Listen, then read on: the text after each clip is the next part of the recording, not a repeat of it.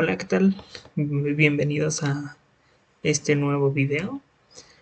El día de hoy creo que daremos por terminada la parte de desarrollo de ejercicios a través del método intuitivo y empezaremos con el siguiente video, pues utilizando el método cascada.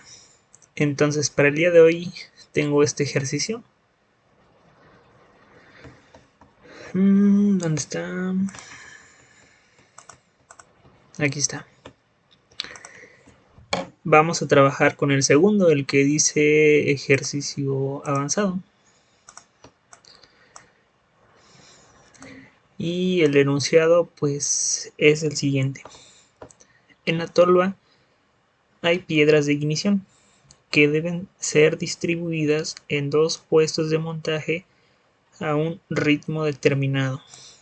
El cilindro A abre y cierra la compuerta. El accionamiento de un pulsador da marcha.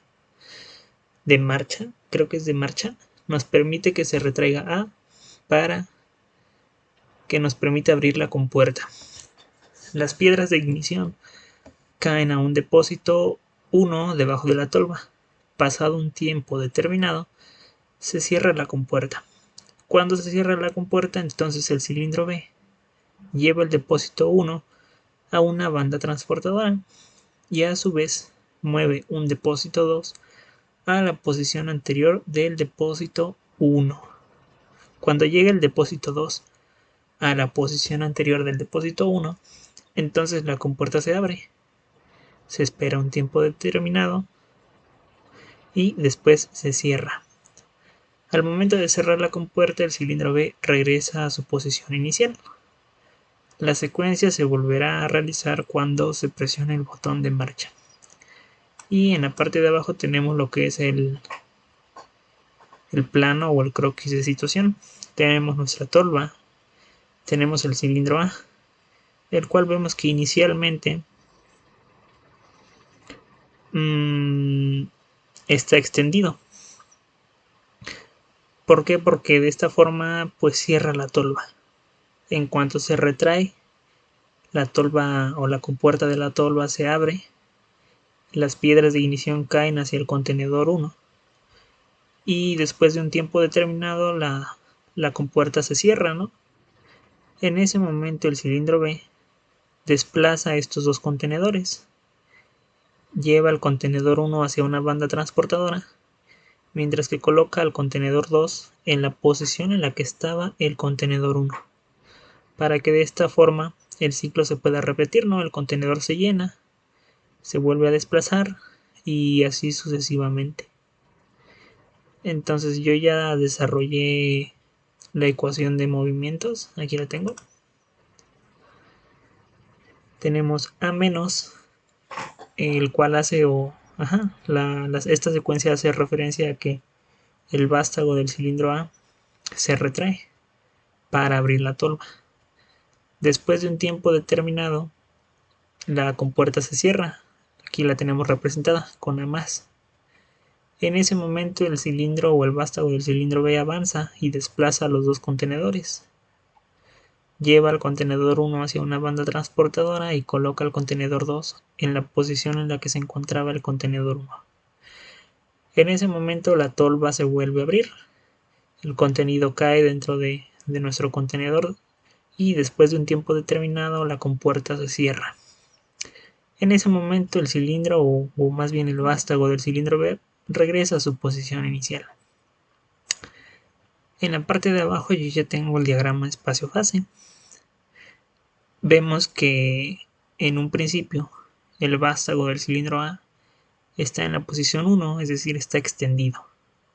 ¿Para qué? Pues para mantener cerrada la compuerta de la tolva. En cuanto nosotros presionamos el botón de arranque, la compuerta se abre, el vástago se retrae y después de un tiempo determinado la compuerta se vuelve a cerrar. En cuanto la compuerta se cierra, envía una señal al cilindro B para que trabaje y el vástago se extiende. En cuanto se extiende por completo, toca la marca de accionamiento B1, con la cual enviamos una señal al cilindro A para que la compuerta se vuelva a abrir. El contenido cae dentro de nuestro recipiente y después de un tiempo se cierra.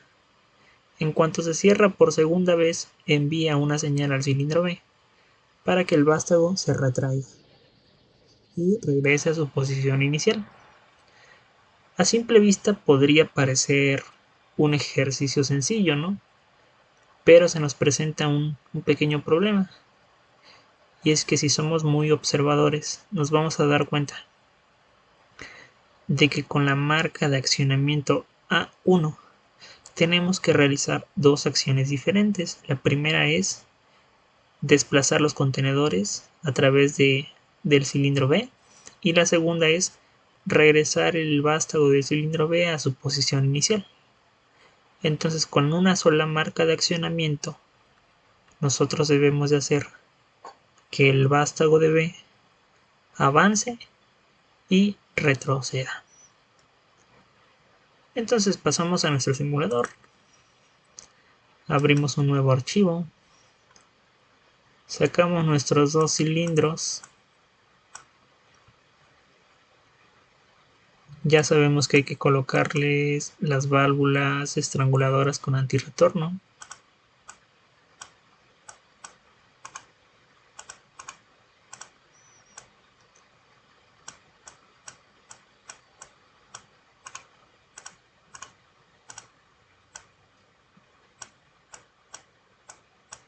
Y les vamos a dar una abertura del 50%.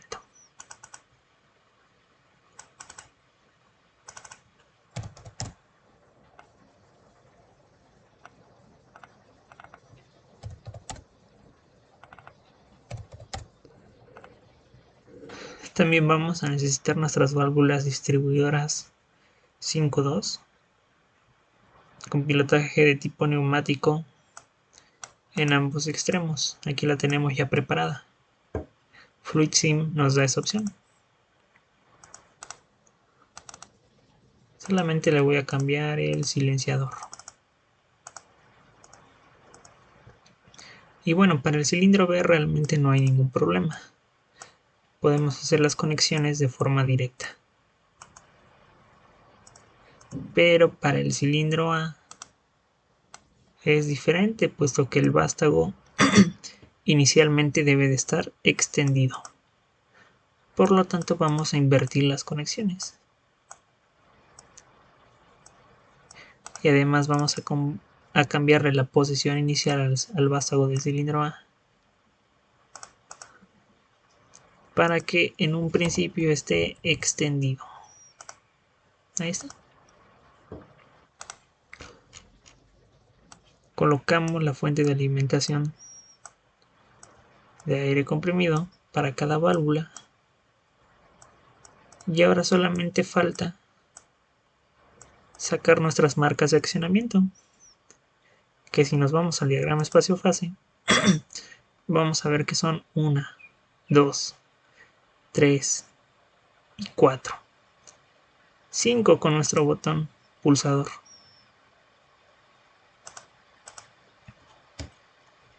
Entonces tomamos nuestra válvula 3 vías 2 posiciones, le colocamos un retorno por muelle y un accionamiento de tipo mecánico. Vamos a utilizar o vamos a colocarle un rodillo fijo. Aún no sabemos si vamos a utilizar rodillos abatibles, eso lo vamos a ir viendo más adelante.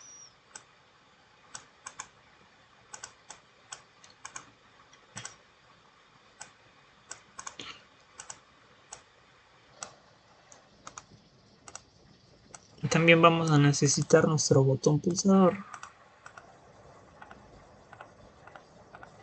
Y listo. El diagrama espacio-fase nos dice además que vamos a hacer uso de un temporizador neumático. Entonces nos vamos a FluidSim, al apartado neumática, en grupos de válvulas. Buscamos nuestro temporizador, el cual dice válvula de desaceleración normalmente cerrada. Es esta. Y si observamos, nos vamos a dar cuenta de que nuestro temporizador no es más que un conjunto de tres elementos distintos. Una válvula 3 vías, 2 posiciones con retorno por muelle y pilotaje de tipo mecánico, de tipo neumático, perdón, un tanque de almacenamiento y una válvula estranguladora con antirretorno. Entonces, si nosotros tuviéramos estos elementos por separado, podríamos armar fácilmente un temporizador, pero aquí FluidSim nos lo da ya elaborado. Además, en este caso vamos a hacer uso de un temporizador normalmente cerrado, aunque también los tenemos normalmente abiertos. Y ahora sí, podemos empezar a conectar. Si nos vamos al diagrama espacio-fase, vemos que al presionar el botón de arranque o el botón de inicio, el vástago de A debe de retroceder.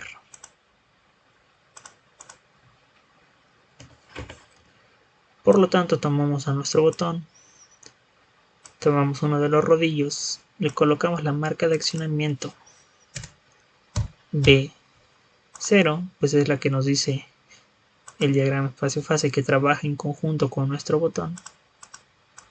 Conectamos estos elementos en serie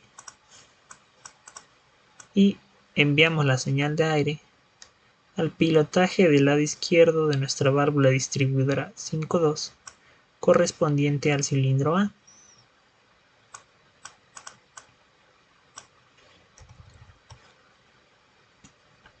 De una vez vamos a configurar las marcas o las posiciones de las marcas de accionamiento para cada cilindro. Para el cilindro A, la marca de accionamiento A0 ya sabemos que se encuentra en la posición inicial 0, mientras que la marca de accionamiento A1 se encuentra en la posición 1, es decir, cuando el vástago está totalmente extendido. Hacemos lo mismo para el cilindro B.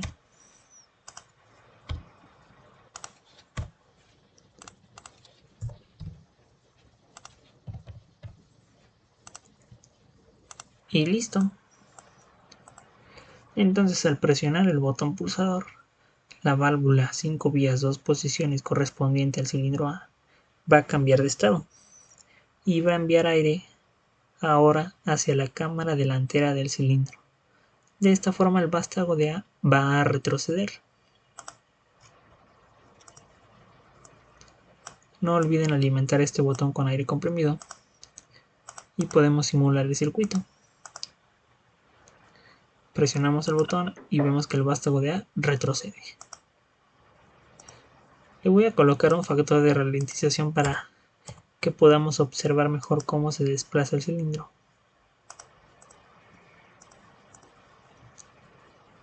Esa retrocede. En cuanto el vástago retrocede por completo, envía una señal al temporizador. ¿Para qué? Pues para que empiece a contar. En cuanto el temporizador termina de contar, envía una señal a nuestro cilindro A para que su vástago retroceda. Entonces vamos al simulador, tomamos nuestro temporizador, tomamos uno de los rodillos, le colocamos la marca de accionamiento a 0,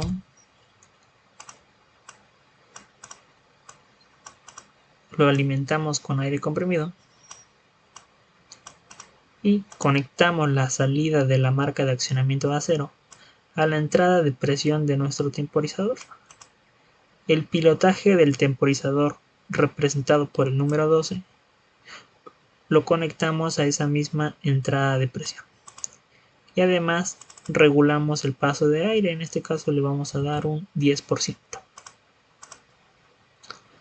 La salida del timer, representada por el número 2, la conectamos al pilotaje del lado derecho de la válvula distribuidora 5.2 del cilindro A y simulamos. Al presionar el botón, el vástago retrocede, empieza a contar nuestro temporizador y después de un tiempo envía una señal a esta válvula para que regrese a su posición inicial. De esta forma, el vástago del cilindro A vuelve a avanzar.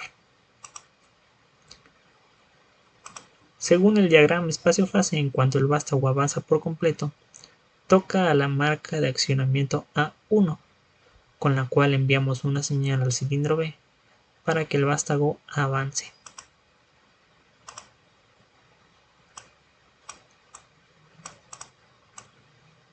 Tomamos un rodillo, le colocamos la marca de accionamiento A1, lo alimentamos con aire comprimido y lo conectamos a la válvula distribuidora 5.2 correspondiente a nuestro cilindro B. Sin embargo, aquí se presenta un problema, y es que cuando nosotros le damos play a la simulación, en automático el vástago del cilindro B avanza. Esto debido a que la marca de accionamiento A1 ya está activada. Por lo tanto, no podemos utilizar un rodillo fijo. Tendremos que utilizar un rodillo abatible. Entonces, lo que hacemos es ir al diagrama espacio-fase y observamos que la marca de accionamiento A1 se activa únicamente cuando el vástago de A avanza, es decir, cuando va de izquierda a derecha. Configuramos la válvula, quitamos el rodillo fijo y colocamos un rodillo abatible que trabaje de izquierda a derecha. También hay que configurarle la posición, pues de otra forma va a estar trabajando como si fuera un rodillo fijo. Entonces, en vez de colocarlo en 100 milímetros, lo vamos a recorrer un poco hacia atrás, únicamente 5 milímetros. Le damos play a la simulación, presionamos el botón, retrocede A, el contador o el temporizador empieza a contar, avanza A y después avanza B. Según el diagrama espacio-fase, en cuanto B avanza, envía una señal al cilindro A para que el vástago vuelva a retroceder. Entonces hacemos uso de la última marca de accionamiento que tenemos, es decir, B1. Con B1 nosotros debemos enviar una señal al cilindro A para que el vástago retroceda. Entonces vamos a tener que hacer uso de una válvula selectora, la cual nos permite recibir dos señales desde dos posiciones distintas.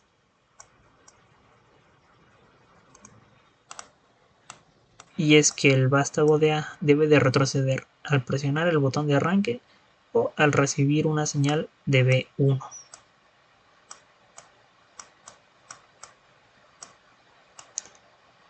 Y le damos play a la simulación. Presionamos el botón, retrocede A, el temporizador empieza a contar, después avanza A, avanza B y vuelve a retroceder A.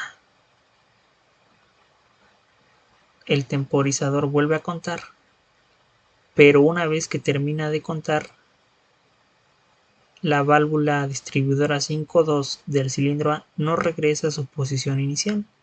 Y es que del otro lado, como podemos observar, el paso del aire ya está bloqueado por la marca de accionamiento B1. Entonces tenemos que cambiar la marca de accionamiento B1 por un rodillo abatible. Nosotros ya sabemos que la marca de accionamiento B1 se activa o se acciona cuando el vástago de B avanza, es decir, cuando va de izquierda a derecha. Entonces sustituimos el rodillo fijo por un rodillo abatible que trabaje de izquierda a derecha. Le cambiamos la posición, lo recorremos 5 milímetros y simulamos. Retrocede A, el temporizador empieza a contar. Avanza A, avanza B, retrocede A, el temporizador empieza a contar. Avanza A y ahora debería de avanzar o debería de retroceder B para terminar con nuestra secuencia de movimientos. Aquí está. El último movimiento lo realiza B y es un retroceso. Entonces, ¿cómo vamos a configurar esa parte? Bueno, si nosotros realizamos la conexión directa, la válvula no va a saber hacia dónde moverse, pues va a estar recibiendo señales en sus dos extremos o en sus dos pilotajes. Aquí están. Como pueden observar, el cilindro B no cambió de estado.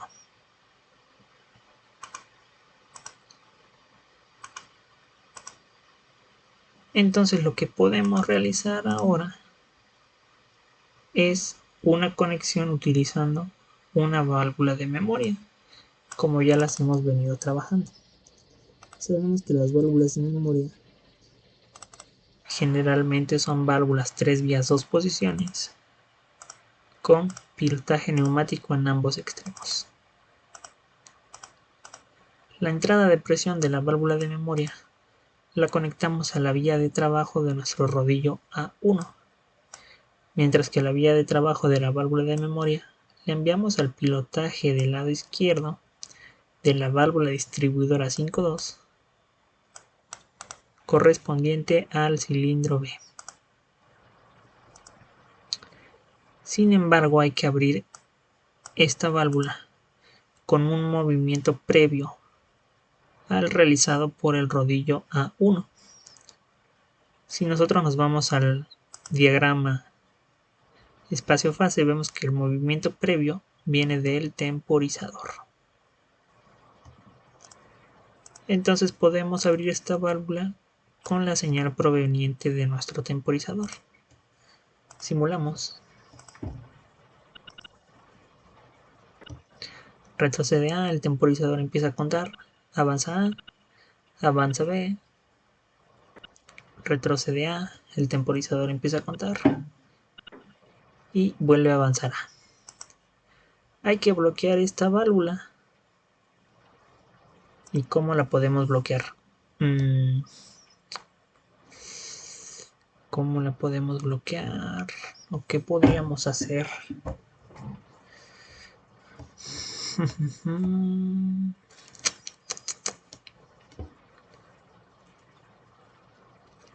La podemos bloquear. A ver, vamos a revisar el diagrama espacio-fase. T1.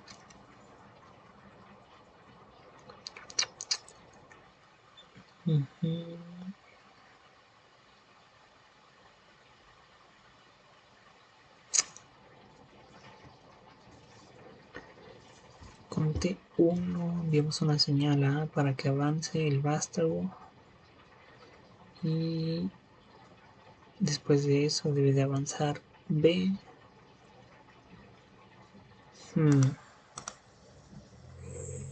¿Qué podemos hacer aquí?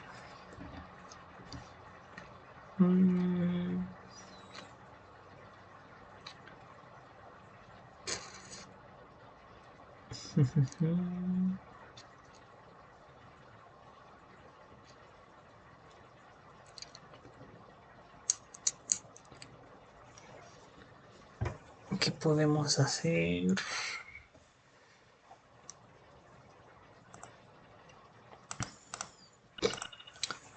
Retrocede.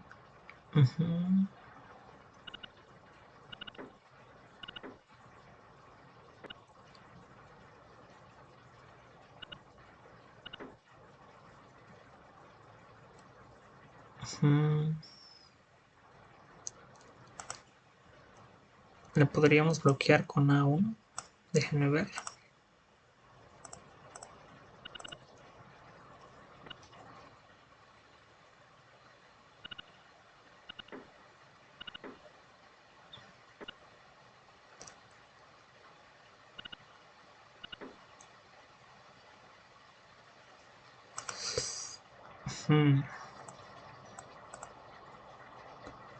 Pero tendríamos que utilizar otra válvula de memoria.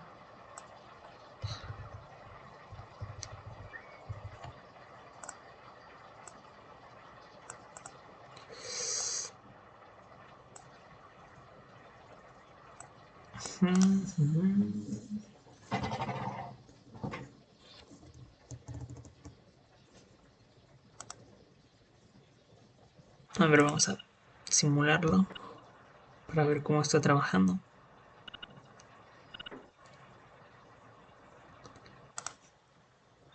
Ok.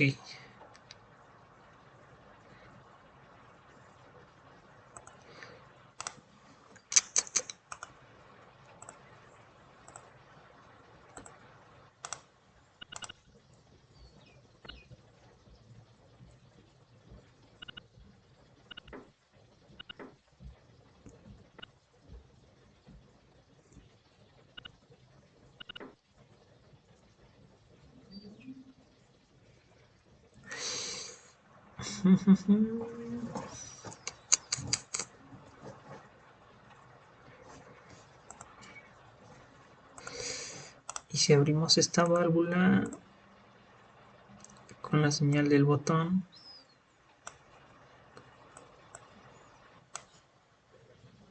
bueno, así es el método intuitivo.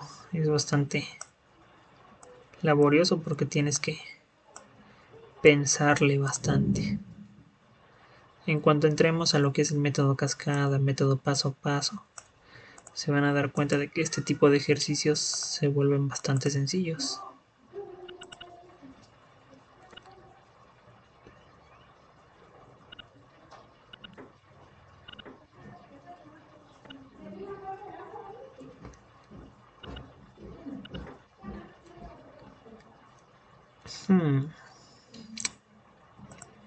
Creo que ya tengo la solución.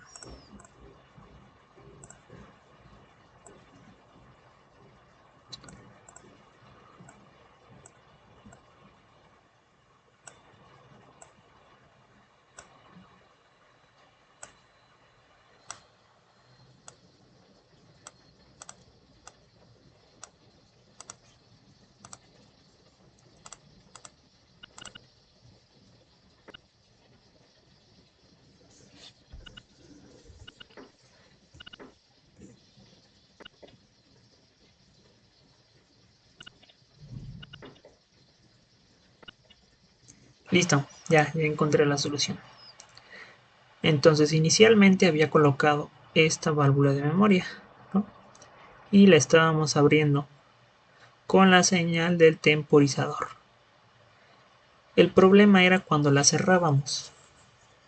Y es que a pesar de que nosotros la cerráramos, si nos vamos al diagrama espacio-fase, vemos que la señal del temporizador se repite, ¿no? Está dos veces.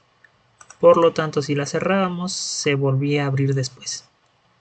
Entonces lo que hice fue enviar una conexión directamente hacia el botón pulsador.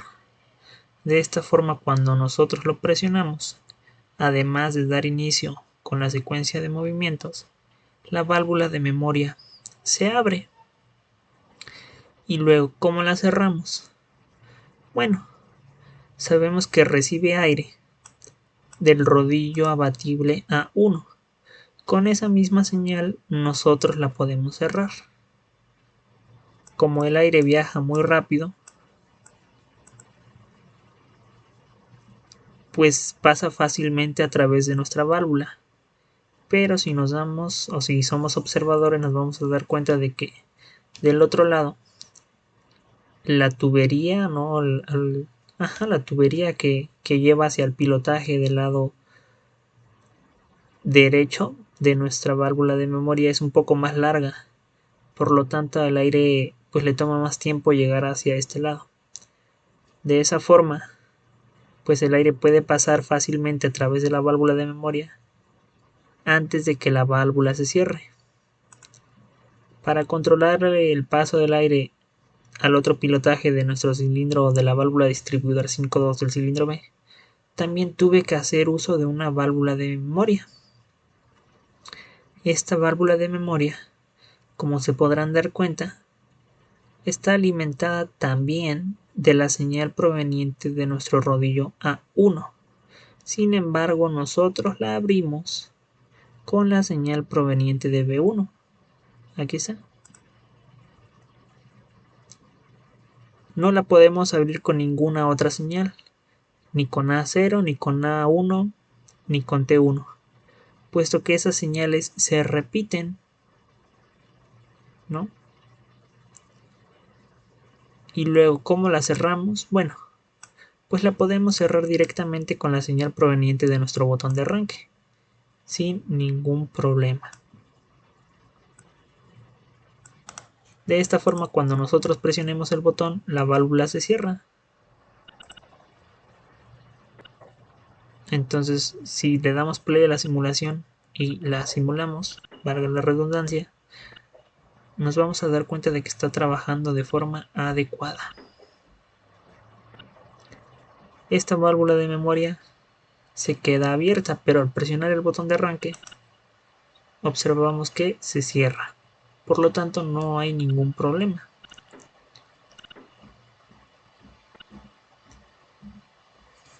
Entonces, como les digo, pues este tipo de ejercicios se vuelven un poco complicados utilizando el método intuitivo porque pues realmente hay que pensar bastante. Pero a través de los métodos cascada, paso mínimo o paso máximo, estos ejercicios se facilitan bastante. Entonces, pues ese fue el ejercicio de hoy. Espero que les haya gustado y que les sea de ayuda. Si tienen alguna duda, con todo gusto déjenmela en los comentarios para que yo se las pueda resolver. Y pues nos vemos en el siguiente video para dar inicio con el método cascada. Hasta la próxima.